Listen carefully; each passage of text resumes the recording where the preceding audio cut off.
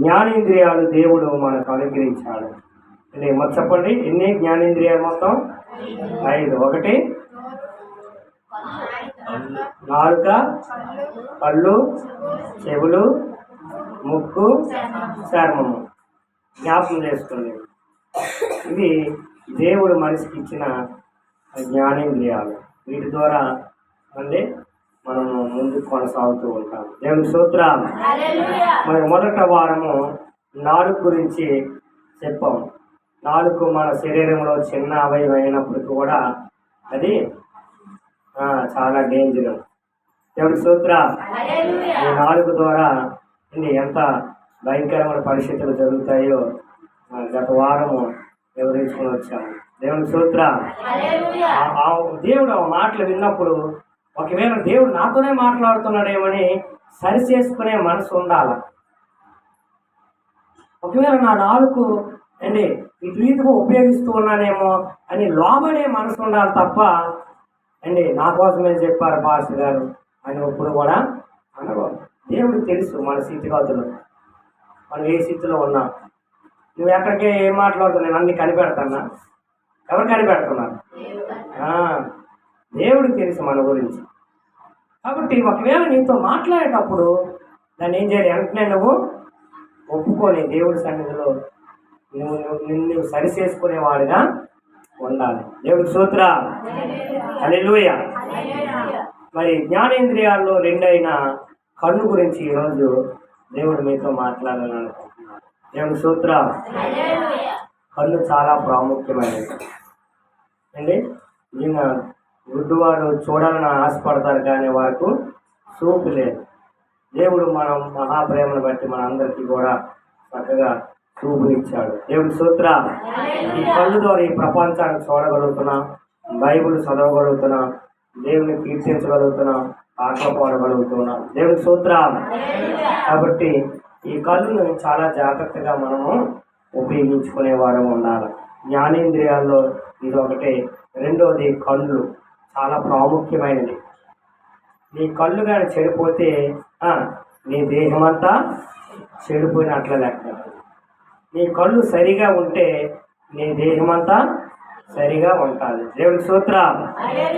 జ్ఞానేంద్రియాల్లో ఇది ఒకటి చాలా ప్రాముఖ్యమైనది. ఇబ్రీ పత్రిక 5వ అధ్యాయము 14వ వచనం ఒకసారి. ఇబ్రీలకు రాసిన పత్రిక 5వ అధ్యాయము 14వ వచనం. వయసు వచ్చిన వారు అభ్యాసము చేత మేలు కీడును వివేచించుటకు సాధకము చేయబడిన జ్ఞానేంద్రియాలని కలిగి ఉన్నాము. దేవునికి చాలు.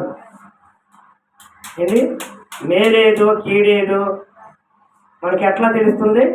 ఈ జ్ఞానేంద్రియాల ద్వారా తెలుస్తూ ఉంది. దేవుడి స్తోత్రం. కాబట్టి దేవుడు ఈ జ్ఞానేంద్రియాలను పరీక్షిస్తాడు మనలో. నీ కన్నును పరీక్షిస్తాడు, నీ నాలుకను పరీక్షిస్తాడు, నీ చెవులను పరీక్షిస్తాడు. పరీక్షించడా?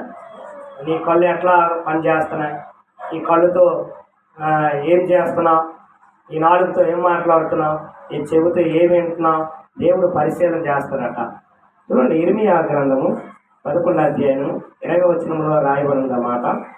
ఇర్మియా గ్రంథము 11:20 వచనం. జ్ఞానేంద్రియాలను పరీక్షిస్తాడు దేవుడు. హల్లెలూయా, హల్లెలూయా. చదవండి, ఇర్మియా గ్రంథము 11:20 వచనం. నీతిని బట్టి తీర్పు తీర్చుచు జ్ఞానేంద్రియములను హృదయమును శోధించేవాడు సైన్యములకు అధిపతి యెహోవాయే. అప్పుడు కూడా దేని మనం శోధిస్తాడు, పరీక్షిస్తాడు. నేను నీ కన్ను ఎట్లాగా ఉపయోగించుకుంటున్నావో, నీ నాలుగుని ఎట్లాగా ఉపయోగించుకుంటున్నావు, నీ చెవుని ఎట్లాగా ఉపయోగించుకుంటున్నావు, నీ దేహాన్ని ఎట్లా, శర్మాన్ని ఎట్లా ఉపయోగించుకుంటున్నావు. దేవుడు ఏం చేస్తాడట? నీ హృదయాన్ని జ్ఞానేంద్రియాల్ని శోధిస్తాడు, అంటే పరీక్షిస్తాడు. దేవుడి స్తోత్రం. నా కళ్ళు కదా, నేను నచ్చినవన్నీ చూస్తానంటే చూడు, తప్పులేదు. ఆయన ఒక దినాన్ని నీ పరీక్షల్లో నిలబడవలసి ఉంటుంది. దేవుడి ఎదుట నిలబడవలసి ఉంటుంది నువ్వు నేను. కాబట్టి దేవుడు పెట్టారా, నా కళ్ళు కదా, నా ఇష్టానుసారంగా ఏదైనా చూడవచ్చు అంటే దేవుడు ఒక దినాన్న నెక్క తప్పవలసి ఉంటుంది దేవుడికి. కాబట్టి కళ్ళును చాలా జాగ్రత్తగా ఉపయోగించుకునేవాడుగా ఉండాలి. దేవుడి సూత్రం. సాతానుగాడు, ఇందాక అమ్మాయి మంచి పాట పాడింది, ఏటగాడి ఊరిలో నుండి నా ప్రాణాన్ని, ఎవడు మన ఏటగాడు? ఏటగాడు ఊరమ్మా సాతానుడు. నిన్ను ఏటవాడుతుంటాడు. నిన్ను ఎందుకు ఏటవాడుతాడు? ఓటుకొని తినడానికి, నిన్ను చంపడానికి, నిన్ను నాశనం చేయడానికి ఏటగాడు పని ఏటవాడుతూనే ఉంటాడు. గర్జించి సింహం వల్ల ఎవరిని మింగుదనా ఎదురు చూస్తూ ఉంటున్నాడు ఆ సాతానుడు. దేవుడి సూత్ర. మొదట సాతానుడు నిన్ను పడేసింది ఎక్కడంటే ఈ కళ్ళే. ఆదామ అవ్వ అవ్వ ఎక్కడ పడిపోయింది మొదట అంటే చూపులోనే పడిపోయింది. చూడండి ఒకసారి ఆదికాండం. కన్నులకి పాపం వస్తుంది మొట్టమొదటిసారిగా పాపం. కన్నులు ఎప్పుడైతే చూస్తాయో అప్పుడు ఆశపడుతుంది మన హృదయం. ఓ అది బాగున్నది, అది నాకు కావాలనే ఆశ ఎప్పుడైతే నీకు అంటే కన్నులు మొదట పాపాన్ని చూస్తాయి. ఆ కన్నులు చూసిన పాపం మనసుకి వెళ్తుంది. అప్పుడు నీ చేతులకు వస్తుంది, నీ కాలుకి వెళ్తుంది. అండి దేహం అంతా పాపంతో నిండిపోతుంది. మొట్టమొదటిసారిగా సాతాను నిన్ను పడగొట్టింది ఎక్కడంటే కన్నుల ద్వారా. దేవుడి సూత్ర. హల్లెలూయా. చదవండి ఒకసారి 3:6 ఆదికాండం.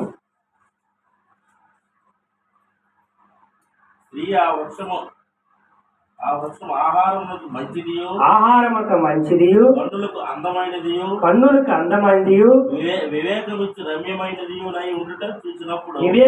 రమ్యమైనదై చూచినప్పుడు ఆమె దాని ఫలముల్లో కొన్ని తీసుకుని తిని తనతో పాటు తన భర్తకును ఇచ్చను, అతను కూడా తినను. వారిద్దరి కన్నులు తెరవబడను. దేవుడి స్తోత్రం. అయిపోయింది ఆదామవ్వ పని. కన్నులకి ఎలా కనబడదట? అందమైనది గాను రమ్యమైనది గాను అన్నాడు. పాపము నీకు ఎలా కనబడుతుందంటే చాలా అందంగానే, మేడి పండు చూడు మేలుమై ఉండురా, పొట్ట ఇప్పు చూడు. పాపము చేసినప్పుడు నీకు చాలా సంతోషంగా ఉంటా, తన తర్వాత నువ్వు అనుభవించవలసి ఉంటుంది భయంకరమైన పరిస్థితి. అవ్వకు తెలియదు పాపము. సాతానుడు తన శక్తితో ఏం చేశాడు? అందమైన దానిగా ఆ పనులు చూపెట్టాడు. కన్నులకి ఎలా కనపడదు?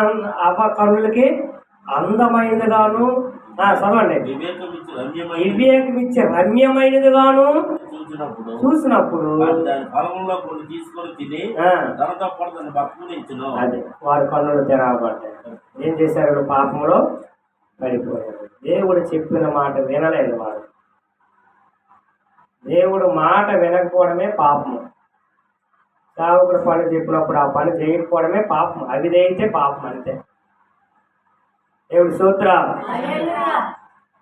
కాబట్టి మొట్టమొదటిసారిగా సాతాను ఎక్కడ పాపంలో పడగొట్టాడంటే కళ్ళు ద్వారా. కళ్ళు పాపం చూసా, పనులు చూసినప్పుడు అందంగా కనబడ్డాయి, ఆశ పుట్టింది తినాలని. అప్పుడు ఎక్కడ నడిపించాయి? కాలు చెట్టు దగ్గరికి నడికి వెళ్ళాయి. చేతులు ఏం చేశాయి? పనులు ఒట్టుకొని తిన్నారంటే. ఇక దేవుడికి దూరం అయిపోయారు ఇద్దరు కూడా, ఆదామవ్వ. దిగంబరమని తెలుసుకున్నారు, మహిమను కోల్పోయారు. దేవుడి యొక్క మహిమని కోల్పోయారు. జీవానికి బదులు ఏమొచ్చింది? వారికి మరణం వచ్చింది, శాపం వచ్చింది. అందుకే మనము భూమి మీద శాపగ్రస్తులుగా ఉన్నాం, మరణములో ఉన్నారు మనుషులందరూ కూడా. ఆ రోజు పండు తినకపోయినట్లయితే, ఆ మంచి చెట్లు ఫలమును తినకపోయినట్లయితే మనిషికి మరణం అనేది లేదు, నిత్యము జీవములో ఉండవలసిన వాడు. దేవుడి సూత్ర. మరణాన్ని తెచ్చుకొని మనిషికి శాశ్వతంగా దూరం అయిపోయాడు దేవుడి నుండి, ఎడబాటు అయిపోయాడు అండి. దేవుడి సూత్ర. మహిమ పోయి శరీరంలోకి ఏమొచ్చింది? శాపము, పాపం వచ్చింది శరీరం మీదకి. దేవుడు మహిమ పోయింది. ఎప్పుడైతే నువ్వు పాపం చేస్తావో పరిశుద్ధాత్మ దేవుడు నీలో ఉండలేడు, వెళ్ళిపోతాడు అండి. దేవుడు మహిమ నీలో ఉండదు, సైడ్ అయిపోద్ది. పాపం చేస్తే, పాపం చేసిన దగ్గర దేవుడు ఉండలేడు అండి. పాపము ఎవరైతే చేస్తారో వారి దగ్గర దేవుడు ఆత్మ ఉండదు. ఆదాము అవ్వలను కూడా దేవుడు విడిచిపెట్టాడు. దేవుడు మహిమ పోదు, దేవుడు స్తోత్రం. కాబట్టి నీ కన్నులు చాలా అండి జాగ్రత్తగా ఉంచుకోవాలి. అందుకే యోహాను భక్తుడు చెప్తున్నాడు, యోహాను పత్రికలో, మొదటి యోహాను పత్రిక 2:16 అంటున్నాడు. చదవండి ఒకసారి. ఈ లోకంలో ఉన్నదంతయు ఏమన్నాడు చదువుదాం ఒకసారి. మొదటి యోహాను పత్రిక 2:16.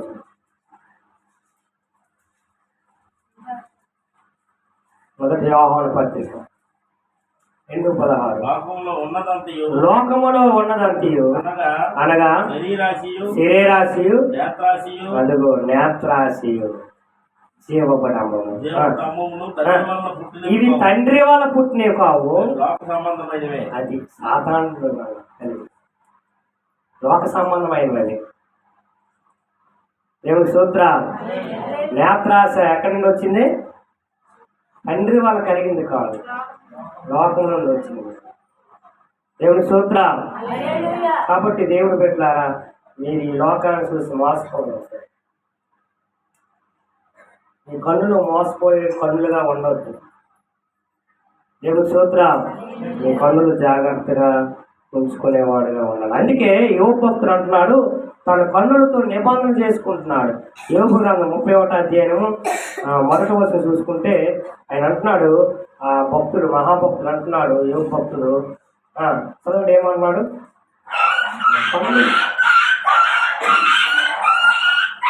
నేను నా కన్నులతో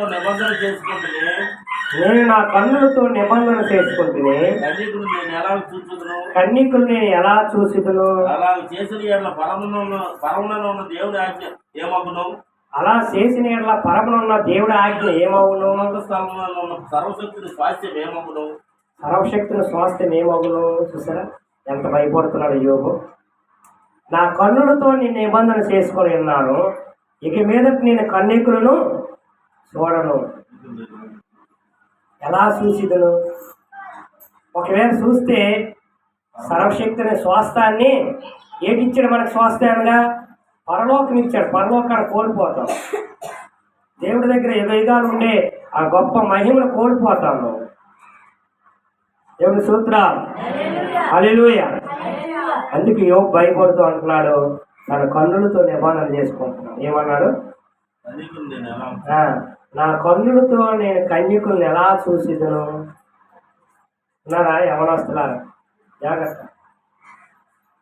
ఈ శరీరము చాలా భయంకరమైన పరిస్థితులు ఉంది. యవనస్తులే కాదు, ప్రతి ఒక్కరు కూడా, శరీరం ఉన్న ప్రతి ఒక్కరు కూడా కన్నులు నేను మోసం చేస్తాయి.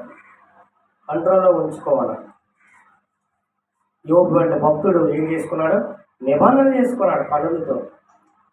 దావీదు భక్తుడు కూడా తన కన్నులతో నిబంధన చేసుకున్నాడు. 119 కీర్తన 27వ వచనం చదువు ఒకసారి.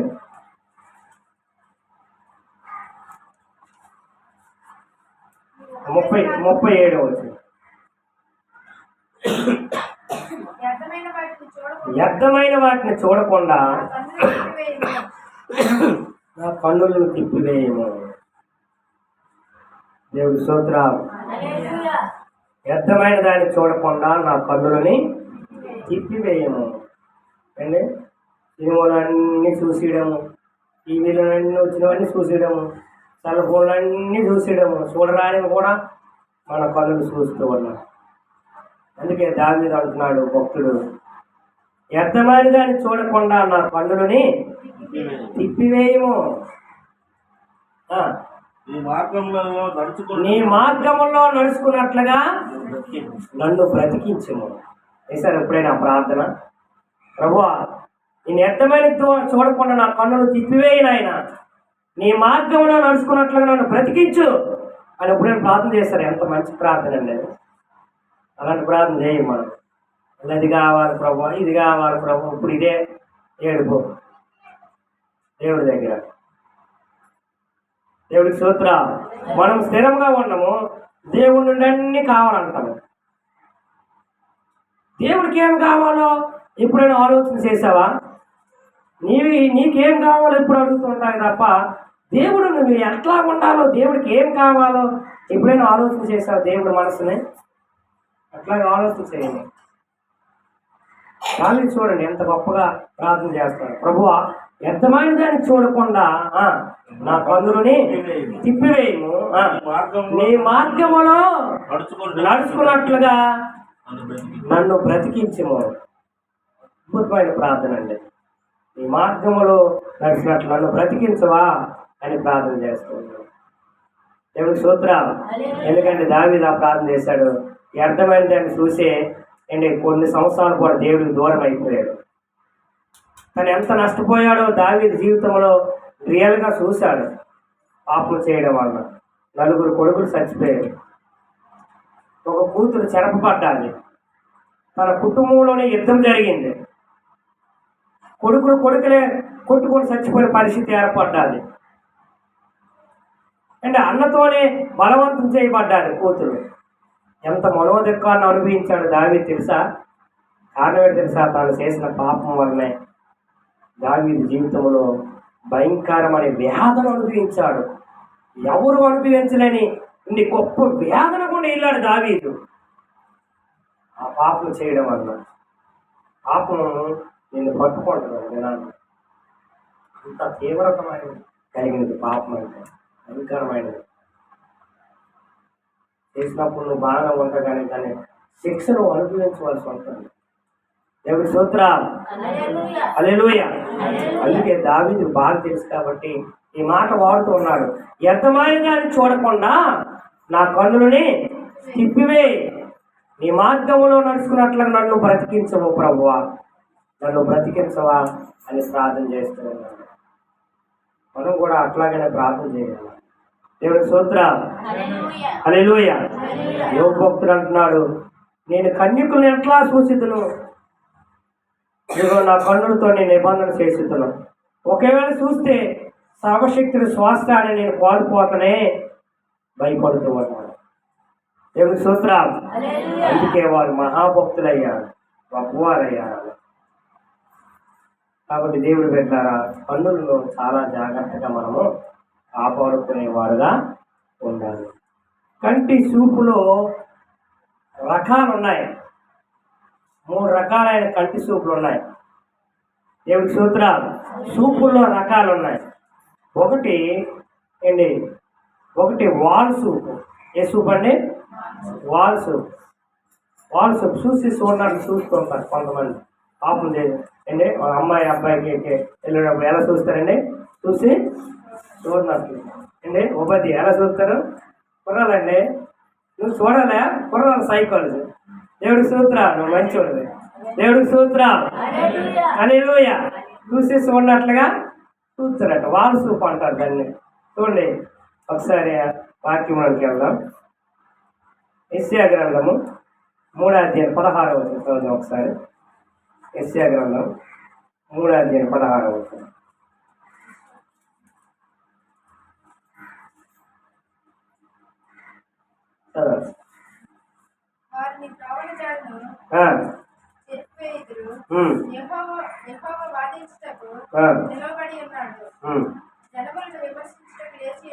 యెషయా గ్రంథం 3:16. మరియు యెహోవా సెలవిచ్చినదేమనగా, సియోను కుమార్తెలు గర్విష్ఠులై మడిచాచి నడుచుచు వారు చూపులు చూస్తూ కులుకుతూ నడుచుతూ కాళ్ళ గజ్జలను మ్రోగించుతున్నారు. దేవుడి స్తోత్రం. ఎవరి గురించి దేవుడు మాట్లాడుతున్నాడు? సియోను కుమార్తెలు అంటే ఎవరు? దేవుడు పిల్లలే. అన్యుల గురించి మాట్లాడతాంలే. సియోను కుమార్తెలు అంటే ఎవరండి? దేవుడు పిల్లల గురించే మాట్లాడుతాడు దేవుడు. ఎలాగుంటారట? వాళ్ళ చూపు నడుస్తూ వాళ్ళ చూపులు చూస్తూ కొలుకుతూ చదవమ్మా మాట. మెడసాచి నడుస్తూ చూపులు చూచుచు కొలుకుతో నడుస్తూ కాళ్ళ గజ్జలను మ్రోగించుతున్నారు. ఉన్నారా లేదా?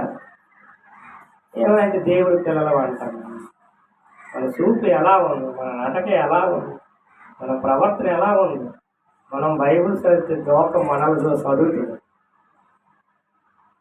దేవుడు సూత్ర నీ గురించి నువ్వు చెప్పుకోవడం కాదు, లోకం మన గురించి సాక్షిగా. హల్లెలూయా. కాబట్టి దేవుడు వెళ్ళాలి. వారు చూపులు చూసేవారు.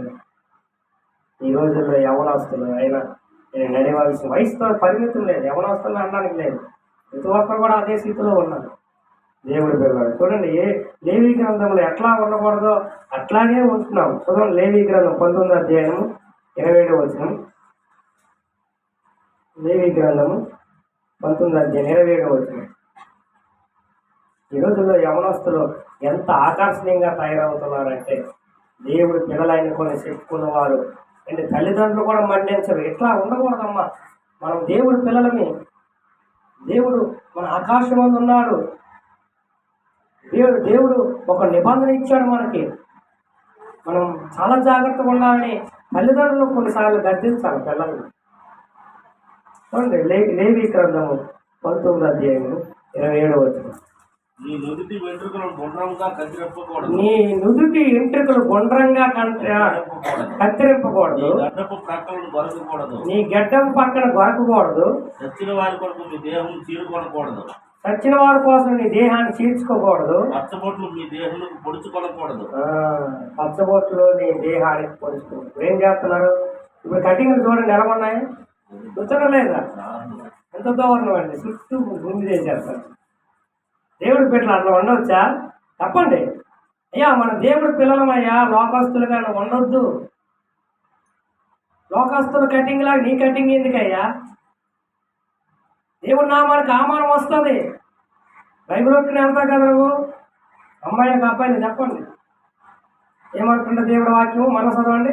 నీ నుదుటి వెంట్రుకలను గుండ్రంగా కత్తిరించకూడదు. నీ గడ్డపు ప్రక్కలను పెంచి కటింగ్ పెట్టుకుంటారు. ఉన్నారా అలాంటి వాళ్ళు? లేదా? దేవుడు వాక్యం ఏం చెప్తుంది?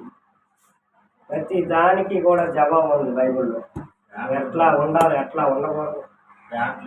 దాంట్లో ఇక్కడ 6 తీసినాడు ఏకంగా. వీళ్ళెందుకు వీళ్ళు ఎలాగా సింపిసిన వేసుకున్నాడు? సింపిసిన అంటే సింపించిన అమ్ముతున్నాడు. ఏ దుకాణానికి వెళ్ళి సింపించినవే జీని ప్యాంట్లను ఏదో సిరిప్పుడు చేసేటంత ఫ్యాషన్ అండి. మీకు తెలియదు, మీరు ఎక్కడ ఉన్నారంటే అంటారు. అయితే సిరిగిపోందంటే ఫ్యాషన్ అంటారు. ఎక్కడ దేన్ని ఫాలో అవుతున్నారు? ఈ లోకాన్ని ఫాలో అవుతున్నారు. లోకంలో సినీ ఏరియా ఎలాగొంటే ఈడే అలాగే ఉంటాడు, వీడు అలాగుంటే అలాగే ఉంటాడు. ఇంత భయంకరంగా తయారవుతున్నారండి. మన యవనస్తులు ఎక్కువ ఎటు వెళ్ళిపోతున్నారు. మన చుట్టూ ఉన్న సమాజానికి మనం మాదిరికరంగా ఉండాలి. అంటే నీ తలని గుండ్రంగా కత్తిరించుకోవద్దు, నీ గడ్డపును గొరకకూడదు,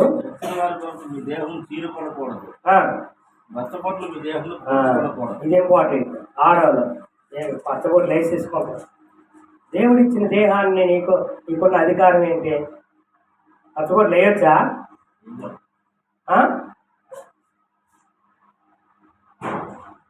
నీ దేహం మీద ఏది కూడా వేయడానికి వీలు లేదు. దేవుడు ఇచ్చింది అది, నీకు అప్పులేదు. అది దేవుడికి లెక్క చెప్పాలి. నీ దేహాన్ని దేవుడు ఆలయం పాడు చేయకూడదు. పచ్చబొట్లు, ఈ బొట్లు, ఆ బొట్లు అని మనం అన్నీ వేసుకుంటాం. దేవుడి సూత్ర అన్నాననే బాధపడతాం. కాబట్టి దేవుడు పెట్టారా, మనం ఎట్లాగా ఉంటున్నాం, మన సమాజం మనం ఇటు వెళ్ళిపోతున్నాం, మన భక్తి ఇటు వెళ్ళిపోతుంది. దేవుడు వాక్యంతో నీతో మాట్లాడుతున్న ప్రతి వారం కూడా దేవుడు ఎట్లా ఉండాలి, ఎట్లా ఉండకూడదు దేవుడు వివరించుకునే వస్తున్నాడు అన్న సేవకుల ద్వారా. దేవుడి సూత్ర కాబట్టి ఎంత ఆకర్షణీయంగా తయారవుతున్నా. చూడండి, మరొక మాట చూద్దాం. ద్వితీయోపదేశకాండం 22వ అధ్యాయం 5వ వచనం చదువుతాం ఒకసారి. ద్వితీయోపదేశకాండం 22వ అధ్యాయం 5వ వచనం.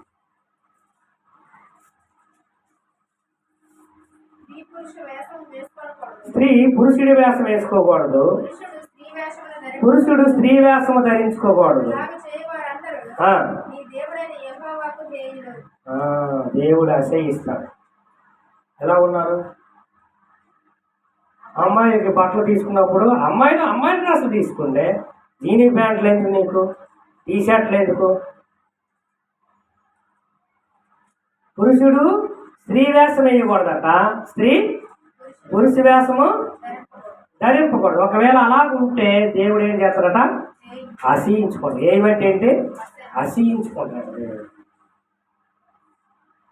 ఎట్లాగ మన పిల్లలకి ఎట్లాగ తయారు చేస్తాడు దేవుడు? స్తోత్రం, హల్లెలూయా. అండి యవనస్తుల దగ్గర చెప్పవలసిన మాటలేదు. ఈరోజు మీకు కూడా అవసరము. మీ కుటుంబాల్లో కూడా యవనస్తులు ఉంటారు కాబట్టి దేవుడు బిడ్డలారా జాగ్రత్తగా మనము నడవలసిన వారమై ఉన్నాము. అండి మొదటిది వాల్ సోపు, రెండోది మత్తయి సువార్త 5వ అధ్యాయం 28వ వచనం. రెండోది మాహబ్ సూపు. ఇప్పుడైతే ఇది ఒక స్త్రీని మాహబ్ సూప్తో చూస్తే అప్పుడే ఆ స్త్రీతో వ్యభిచారము చేసినట్లనే యేసయ్య చెప్పాడు స్వయంగా. మత్తయి సువార్త 5వ అధ్యాయం 28వ వచనం చదవండి సార్. 5:28. నేను మీతో చెప్పినదేమనగా ఒక స్త్రీని మోహపు చూపుతో చూసు ప్రతివాడును అప్పుడే తన హృదయమందు ఆమెతో వ్యభిచారము చేసిన. ఎంత గొప్ప మాట! ఎప్పుడైతే నువ్వు ఒక అమ్మాయిని లేక ఆ అబ్బాయిని చూస్తావో మోహపు చూపుతో, అప్పుడే వ్యభిచారం చేసినాడు. యేసయ్య చెప్పిన మాట ఇది. స్వయంగా యేసు ప్రభువు వారు చెప్పారు శిష్యుడికి. దేవుడికి స్తోత్రం. ఈ సూపులు ఎలా ఉన్నాయి? మాప్ సూపులుగా ఉంటున్నాయా? వాల్ సూపులు చూస్తూ ఉన్నావా? ఏంటి? అప్పుడే వ్యభిచారం చేసినట్లట. దేవుడి స్తోత్రం. యోసేపు చూడండి, యవనస్తుడు. యోసేపు యవన కాలంలో ఏంటి తన పొతుపారి భార్య బలవంతంగా రమ్మని అనేక సార్లు నేను బలవంత పెట్టినా ఏమాత్రం కూడా పాపం చేయడానికి ఒప్పుకోలేదు. తన వస్త్రాన్ని విడిచిపెట్టి అక్కడి నుండి పారిపోయాడండి యోసేపు. ఎంత తన పవిత్రతను కాపాడుకున్నాడు. ఏమన్నాడు తెలుసా? తన మాటలను చూద్దాం ఒకసారి. 39వ అధ్యాయం ఆదికాండము, 39వ అధ్యాయము ఆదికాండము 8వ వచనం చదువుదాము. అయితే గొప్పగా నా యజమానుడు నాకు తనకు కలిగినదంతయు తన చేతికి అప్పగించగా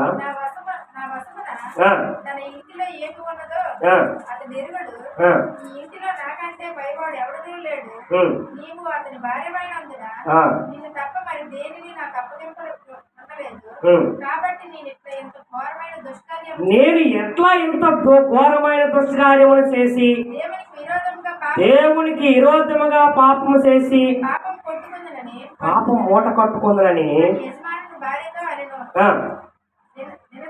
దినదినమున ఆమె యోసేపుతో మాట్లాడుచున్న గాని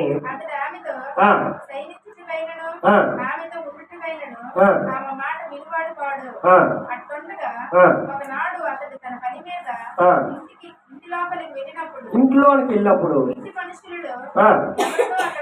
ఎవరునూ అక్కడ లేరు. అప్పుడు ఆమె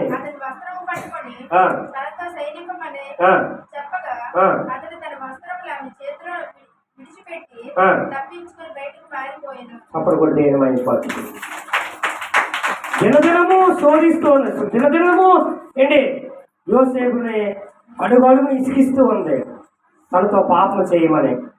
ఒకరోజు ఎవరూ లేరు ఇంటి దగ్గర, ఇంటి పని మనుషులు ఎవరు లేరు. పని మీద ఇంట్లోకి వెళ్ళాడు. మరి ఆ పొత్తుపరి భార్య తన వస్త్రం పట్టుకొని నాతో అలా పాపం చేయి అన్నప్పుడు యోసేపు ఏం చేశాడు? ఒప్పక తన వస్త్రాలు తన చేతిలో విడిచిపెట్టి అక్కడి నుండి పారిపోయాడు. యవనస్తుడు, చేయడానికి అవకాశం ఉంది, ఎవరు లేరు, అందమైన అమ్మాయి. కానీ ఎవరు చూస్తున్నారని భయపడ్డాడు? నా దేవుడు చూస్తూ ఉన్నాడు. నేను ఇంత గొప్ప ఘోరమైన పాపాన్ని ఎట్లా చేయగలను? చాలాసార్లు అనుకుంటారు, ఎవరు లేరు కదా, మనుషులు లేరు కదా, ఎవరు నన్ను చూడలేదు కదా అనుకుంటున్నాను. ఎవరు చూస్తున్నారు నిన్ను? జాగ్రత్త, దేవుడు నిన్ను చూస్తూ ఉన్నాడు. ఎవరు చూడకపోవచ్చు, మనుషులు కళ్ళు కప్పవచ్చు, కానీ దేవుని నేత్రాలు ఎవరు కూడా కప్పలేరు. జాగ్రత్తగా ఉన్నాడు. యోసేపు దేవుడికి భయపడ్డాడు, తన యవ్వనాన్ని కాపాడుకున్నాడు. పాపం చేయకుండా ఏం చేశాడు? అక్కడి నుండి పారిపోయాడు. జైలుకి వెళ్ళాడు తప్ప దేవుడికి విరోధంగా పాపము. దాని ఫలితం ఏమైంది తెలుసా? యోసేపు 2 సంవత్సరాలు జైలు పాలయ్యాడు, చేయని నేరానికి. దేవుడి స్తోత్రం. ఆ తరువాత దేవుడు ఏం చేశాడు తెలుసా? తన నమ్మకత్వాన్ని చూసి, తన పరిశుద్ధతను చూసి, దేవుడు తన ఎందుకు భయభక్తులుగా చూడటం వలన యోసేపు బానిసగా పట్టబడిన ఆ దేశంలోనే ప్రధానమంత్రి స్థానంలో దేవుడు నిలబెట్టి సప్రభుడు దేవుడు. ఏ దేశానికైతే బానిసగా అమ్మబడ్డాడో ఆ దేశాన్ని పరిపాలించే గొప్ప ప్రధానమంత్రి స్థానంలో దేవుడు ఉంచాడు. దేవుడి స్తోత్రం. ఎప్పుడైతే యోసేపు అని నువ్వు పవిత్రంగా జీవిస్తావో, దేవుడు ఎందుకు భయభక్తులు కలిగి జీవిస్తావో, దేవుడు నిన్ను హెచ్చిస్తాడు. ఎక్కడైతే అవమానపరచబడుతున్నావో, ఏ ప్రజల దగ్గర అయితే నువ్వు కించపడిపడుతున్నావో, దేవుడు అదే ప్రజల మధ్య నీ తలని పైకి ఎత్తే ఒక దినాన్ని వస్తుంది. యోసేపు జీవితంలో చూడగలిగాం. తన యవ్వన కాలాన్ని కాపాడుకున్నాడు, దేవుడికి భయపడ్డాడు, భక్తి కలిగి జీవించాడు, పొరుగు దేశంలో తన దేవుడు గొప్పతనాన్ని ప్రకటించాడు, దేశానికే ప్రధానమంత్రి అయ్యాడు. దేవుడి స్తోత్రం. యవ్వనస్తులారా, నీ చూపులు జాగ్రత్తగా ఉండాలి. మాపు చూపులుగా నీ చూపులు ఉండడానికి వీల్లేదు. ఒకవేళ అట్లాగుంటే నీ మనసు మార్చుకో, దేవుడు వైపు తిరుగు, ప్రార్థన చేయి, దేవుడు నీకు మంచి చూపులు నీకు అనుగ్రహిస్తాడు. 3వది ఏంటి? ఇసపు చూపులు. మొదటి చూపు ఏంటండి? వాళ్ళ చూపు. 2వది మాపు చూపు. 3వది ఇసపు చూపు. ఏంటి? 1 సమూయేలు గ్రంథం 18:9 దావీదు పైన సౌలు ఇసపు చూపు చూశాడు. దేవుడి స్తోత్రం. ఏంటి? ఫిలిష్తీయుల నాయకుడైన గొలియాతు 40 రోజులు నిద్ర లేకుండా చేశాడు. ఇశ్రాయేలు ప్రజలు భయపెడుతూ ఉండేవాడు. ఒకరోజు దావీదు గొర్రెల్ని ఇంకొకరికి అప్పచెప్పి తన తండ్రి చెప్తాడు, ఇదిగో అన్నలకి జున్నులు పట్టుకెళ్ళి క్యారెట్స్ పట్టుకెళ్ళినప్పుడు క్యారెట్స్ పట్టుకునే వస్తాడు యుద్ధరంగంలోనికి. అన్నలు యుద్ధంలో పని చేస్తున్నారు, సౌలు దగ్గర పని చేస్తున్నారు. అంటే అక్కడ చూశాడు దావీదు, ఇశ్రాయేలు ప్రజలు తిరస్కరిస్తూ ఉన్నాడు, నాతో ఎవరైనా పోరాడగలరా, ఎవరైనా ఉన్నాడా, ఇశ్రాయేలు ప్రజల్లో ఎవరైనా ఉన్నారా అని సవాలు ఇస్తున్నప్పుడు అతనికి భయపడి అందరూ కూడా పారిపోతున్నారు, దేవుడి ప్రజలు, ఇశ్రాయేలు ప్రజలు. అప్పుడు రోషం వచ్చింది దావీదుకి. వయసు 14 సంవత్సరాలు, చిన్న బాలుడు. ఈ సున్నతులైన ఫిలిష్తీయుడు ఎంతటి వాడు, దేవుడి సైన్యాన్ని తిరస్కరిస్తున్నాడు, ఈయన చంపి కాకులకు గెద్దలకి ఇతని దేహాన్ని వేస్తానని చెప్పినప్పుడు ఆ మాటలు సౌలు దగ్గరికి వెళ్ళినప్పుడు దావీదుని పిలిపిస్తాడు. దావీదు ఏంటి ఖడ్గము లేకుండానే ఒడిసిన సహాయంతో ఆ యొక్క గొలియాతుని చంపిస్తాడు. చంపినప్పుడు అక్కడున్న ప్రజలందరూ దావీదుని పొగుడతారు. దావీదు 10,000 మంది జయం జయమని స్తోత్రాలు చెల్లినప్పుడు ఏంటి సౌలు 1000 మంది అనే స్తోత్రాలు పొగిడినప్పుడు సౌలుకి అసూయ పట్టుకుంటుంది. ఏంటి దావీదుకి ఎక్కువ, నాకు తక్కువ. ఈ దావీదు ఏంటి ఆఫ్టర్ ఆల్ ఒక బాలుడు, నేను ఒక రాజ్యాన్ని పరిపాలించిన చక్రవర్తిని, నన్ను తక్కువ చేస్తున్నాడు, ఈ ప్రజలు దావీదుని పొగుడుతూ ఉన్నారని అసూయ పట్టుకున్నాడు. అప్పటి నుండి దావీదు ఎలాగైనా బ్రతకూడదని ఏంటి దావీదు మీద పన్నాగం పడ్డాడు సౌలు రాజు. చదవండి ఒకసారి 18:9 1 సమూయేలు గ్రంథం. కాబట్టి నాటి నుండి సౌలు దావీదు మీద విషపు చూపు తెలిపాను. దేవుడి స్తోత్రం. మర్నాడు దేవుని దగ్గర నుండి దురాత్మ సౌలు మీదకి బలంగా వచ్చినందున అతని ఇంట్లో దేవుడి స్తోత్రం. విషపు చూపు అంటే శత్రువును ప్రేమించమని దేవుడు చెప్తున్నాడు. ప్రేమించమండా ప్రేమించొద్దన్నాడు. నీ శత్రువుల కోసం ప్రార్థన చేయండి, నీ శత్రువును ప్రేమించండి అని దేవుడు చెప్తుంటే ఏం చేస్తాడు సౌలు? అసలు దావీదు మేలు చేశాడు, ఇశ్రాయేలు ప్రజలు తలెత్తుకున్నట్లు చేశాడు, ఇశ్రాయేలు ప్రజలు గొప్ప విజయాన్ని తెచ్చాడు, సౌలు రాజుకి గొప్ప పేరు తెస్తే ఏంటి అతను పొగడలేదని దావీదును పొగిడారని ఏం చేశాడు?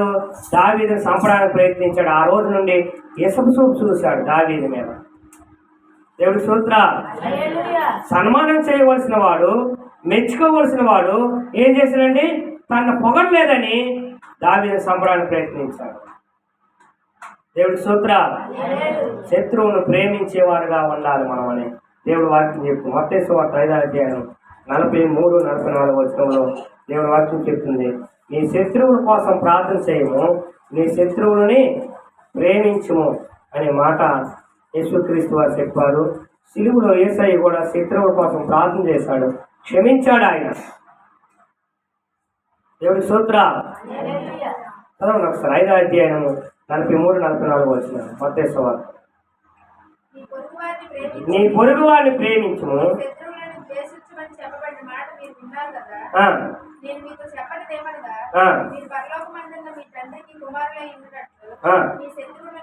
మీ శత్రువులను ప్రేమించుడి, మీ హింసించే వారి కొరకు అది ప్రార్థన చేయండి. ఏం చేయమన్నాడు మనల్ని? నీ శత్రువును ప్రేమించు. నిన్ను హింసిస్తున్నారా వారి కోసం ప్రార్థన చేయి. యేసయ్య అదే చేశాడు. సిలువలో తన బాధ పెట్టే వారి కోసము ఏం చేశాడు? ఆయన ప్రార్థన చేశాడు, వారిని క్షమించాడు, ప్రేమించాడు. నువ్వు అది చేయి అండి. ఎవరితోనో సచ్చినంత వరకు మాట్లాడినండి, అతనితో నేను మాట్లాడినండి. ఏమి మనం దేవుడి పిల్లలు అండి, క్షమించాలి, మనం ప్రేమించాలి. మనం మన పాపుతాపాలు కొద్దిగా ఏంటి నిమిషం మాత్రం ఉండాలి అండి. ఇసుపు చూపు చూసేవారు ఉన్నారు ఈ భూమి మీద. పక్కోడంటే పడదు, ఈదులోనే పడదు, ఒక అన్నదమ్ముల మధ్య పడదు, సంఘంలోనే ఏంటి హెచ్చు తగ్గులు ఏంటి. ఎట్లా ఉంటున్నాం మనము? ఏ చూపు చూస్తున్నాం? ఎప్సు చూపులు మనలో ఉండొద్దు. ప్రేమించేవాడిగా ఉండాలి. ఎవరైనా సరే నీకు బాధ పెట్టినట్లయితే, ఎవరైనా సరే నేను అన్యాయంగా మాట్లాడినట్లయితే, ఎవరైనా సరే నేను హింసిస్తున్నట్లయితే వారి కోసం ప్రార్థించేవాడుగా, వారి కోసం ఏంటి ప్రార్థించి ప్రేమించే వ్యక్తిగా నువ్వు ఉండాలి. దేవుడి స్తోత్ర. దావీదులా మనసు చూశాడు. ఒకరోజు సౌలు దొరికితే ఏమన్నాడు తెలుసా? ఇతడు దేవుడి చేత అభిషేకించబడినవాడు, ఇతను నేను చంపకూడదు, దేవుడే ఇతను తగిన శిక్షని వేస్తాడని సౌలు విడిచిపెట్టాడు 2 సార్లు. తెలుసా మీకు? దేవుడి స్తోత్ర. సౌలు మనసు వేరే, దావీదు మనసు వేరే. అందుకే దావీదు అంతకంతగా ఆశీర్వదించబడ్డాడు, ఒత్తిడిపడ్డాడు. సౌలు అంతకంతగా ఏరమైన స్థితిలోనికి వెళ్ళిపోయాడు. అవి ఇసుపు చూపులు చూసేవారుగా ఉండవద్దు మనం అండి. ఎన్ని చూపులు మనం? కంటి చూపుల్లో రకాలు. 1 వాళ్ళ చూపులు, 2 మోహపు చూపులు, 3 ఇసుపు చూపులు. అట్రీతిగా మనం ఉండకూడదు దేవుడు. కాబట్టి ఈ కన్నులు దేవుడు ఇచ్చినవి, చాలా జాగ్రత్తగా మనం కాపాడుకునేవారుగా ఉండాలి అండి. ఈ కన్నులు దేవుని చూసే కన్నులుగా, దేవుని కొరకు నడిచే కన్నులుగా, దేవుని మహిమపరిచే కన్నులుగా, ఈ కన్నులతో దేవుణ్ణి కన్నీరు కార్చే కన్నులుగా ఉండాలి. దేవుడి స్తోత్రం. హల్లెలూయా. కాబట్టి జ్ఞానేంద్రియాల్లో చాలా ప్రాముఖ్యమైనది రెండోది కన్నులు. ఈ కన్నులు ఎట్లా ఉంటున్నాయి? ఈ జ్ఞానేంద్రియాలు ఎట్లా ఉన్నాయి? దావీదు అంటున్నాడు, వ్యర్థమైన దాన్ని చూడకుండా కన్నులు తిప్పివేయనాడు. యోబు అంటున్నాడు, నేను కన్యకుని ఎట్లా చూడగలనే అని కన్నులతో నిబంధన చేసుకుంటున్నాను. కాబట్టి మనం కూడా మన కన్నులతో నిబంధన చేసుకొని మన కన్నులను మన దేహాన్ని కాపాడుకునే వాళ్ళగా మనము ఉన్నాం. దేవుడి కొద్ది మాటలు మన ఎన్నికల్లో దీవించినాక ప్రార్థన చేద్దాం. తల్లవంతంగా కళ్ళు మూసుకుందాం, ప్రార్థన చేద్దాం, తీర్మానం చేసుకుందాం. మనం ఎట్లాగా జీవిస్తూ ఉన్నాం, మన జ్ఞానేంద్రియాలను ఎట్లాగా ఉపయోగించుకుంటూ ఉన్నాం, ప్రార్థన చేద్దాం, ప్రార్థన చేసుకుందాం.